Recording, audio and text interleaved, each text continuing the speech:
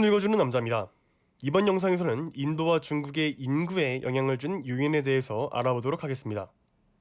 1969년 인구 8억 명을 돌파한 중국은 1979년 1가구 1자녀 정책을 시행하면서 출산율이 떨어지기 시작했습니다.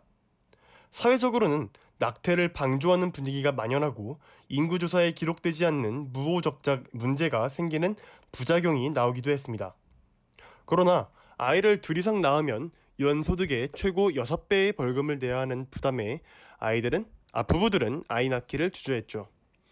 이 때문에 중국에서는 자녀의 수가 부의 척도 부의 상징이 되기도 했습니다. 적어도 1가구 1자녀 정책이 인구 증가를 억제하는 데 있어서는 효과를 봤다라는 이야기죠. 중국 정부는 산하 제한 정책으로 총 4억 명의 출생을 억제했다라는 통계를 내놓기도 했습니다. 인도 역시 1970년대 인디라 간디 총리 재임 시절 동안 강력한 산하 제한 정책을 펼친 적이 있습니다. 일부 공무원과 경찰들은 할당 실적을 채우기 위해서 자녀를 2명 이상 둔 남성들에게 강제로 정관 수술을 시켰고 여성들에게는 불임 수술을 받게 했습니다.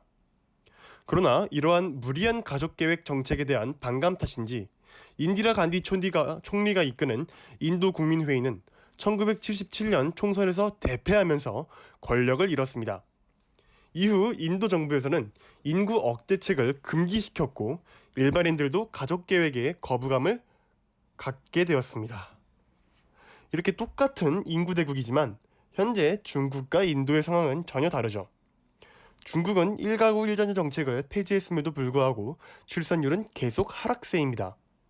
한 해에 태어나는 아기도 2016년 1786만 명, 2017년 1723만 명, 지난해에는 1523만 명으로 계속 내리막을 걷고 있습니다. 한국 인구의 28배나 되는 인구를 가진 중국에 인구 부족이란 단어가 어울리진 않습니다만 지금 중국은 고령화 기로에 접어들면서 노동인구 부족 사태가 나타날 수 있음을 우려하고 있습니다. 이에 비해 인도는 여전히 무서운 속도로 인구가 급증하고 있습니다. 고령화 추세에 접어들고 있는 중국과 달리 청년층 인구 비중이 높다 보니 2020년대에는 중국에 이어서 세계의 공장 지위를 물려받을 것으로 전망되고 있습니다. 문제는 이러한 폭발적 인구 증가가 빈곤, 질병, 환경오염, 식량 부족, 환경 파괴 등의 문제를 일으킨다는 점입니다. 인구의 유동성 증대로 인한 다수 인구의 도시 집중은 주택난과 실업자 증가를 초래하기도 합니다.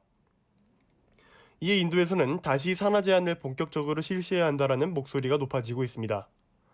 지난해 8월에는 인도 국회의원 125명이 공동으로 자녀 수를 제한하는 정책 도입을 고려해달라는 서한을 정부에 제출하기도 했습니다. 인도의 인구가 어떻게 움직일지에 대해서 관심이 모아지고 있습니다. 인도가 우리나라가 했던 실수를 되풀이하지 않았으면 하는 마음입니다. 논문 읽어주는 남자였습니다.